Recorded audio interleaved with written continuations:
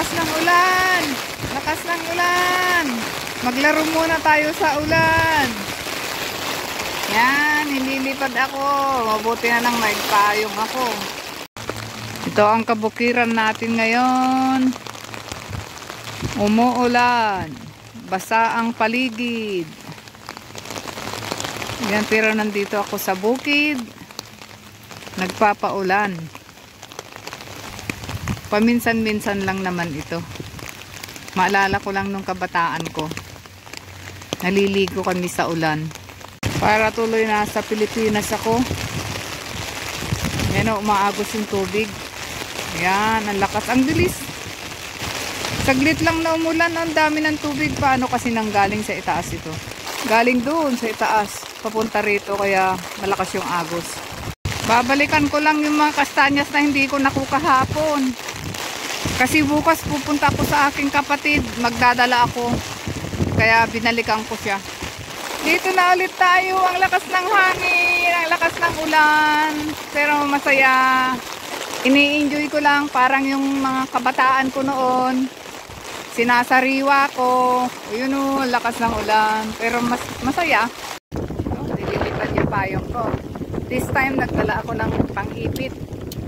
Para hindi ako matusok. Yan. Ini-enjoy natin yung weather. Ayun. Dinadala ako ng payong ko. Pero hindi na masyado malakas yung ulan. Yung hangin lang ngayon naman ang malakas. Ayan. Binabayo ako. Oops. Ayun.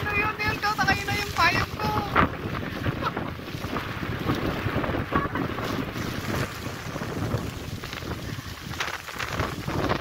Mas madali ngayon kumuha kasi hapakan ko lang siya tapos ipitin ko siyang gano'n. Yan. Hapakan ko, lalabas na siya. Ganun. Hindi na ako masyadong mahirapan. Yan. Wala na yung ulan pero mahangin pa rin. Yan, wala na yung ulan. Madami na akong nakuha. Uuwi na ako. Wala na akong panlagyan. Yan yung payong ko. Binabayo ng hangin. Ang lakas. Pero hindi pa gaanong malamig naman. May dadalhin ako bukas sa aking mga kapatid. Ayan.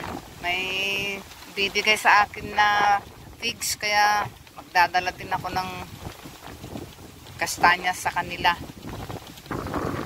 Enjoy ang